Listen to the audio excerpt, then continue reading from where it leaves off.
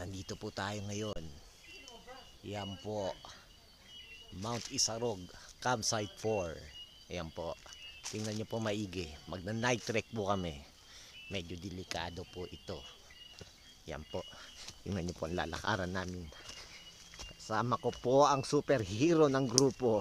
Yan po. Yan po si Bayani. Yan, mukhang ninja po ito. Mukhang ninja.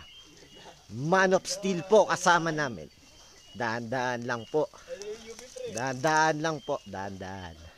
Delikado po. Yan po. Mukhang summit na to. Yan ito, summit na. Yan po ang grupo ng Crazy Monkeys. Yan po, si Bon. Sound. Yung newbie natin. Ayan, oh, nagre-request sa mga kumag. Medyo delikado po to. 1 week na po kami naglalakad sa bundok nito. 1 week po. 1 week. Yan po. Ayan po, nagre-request po sila ng sounds. Nag-member po, yan po. Si Aldi po to. Balik po sa pati-pati, yan po.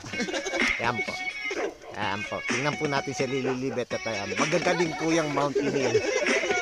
Yan po. Mga bago pong member yan. Huwag natin guluhin si Mrs. Lagot po si Alvin. Oh, mukhang matutulog sa labas. Huwag kang mag-alala, pre. Bukas ang ano ko, tadpole pe. Kailangan ko.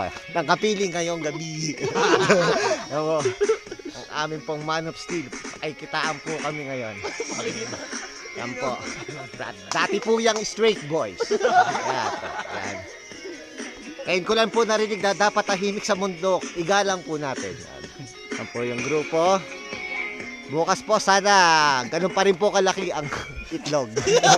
Itlog po. Sana kompleto pa po. Yan. Yan po yung dalawa. Napakagaling po nito dalawang to. Kauna-unahan po kami sa huli. Yan po, galing po. Yan. Buhay pa ba yung may-ari na sombrero? Yan. Okay. Yung ilaw, yung lights natin. Yan. Ayan po. Superhero po. Party-party po sila. Tahimik po itong mountaineering group na to. Tahimik po. Ayaw po nila nakaingayan. Tahimik. Okay po. Babalik na po kami para pagagising bukas. Kompleto pa po ang parte ng katawan.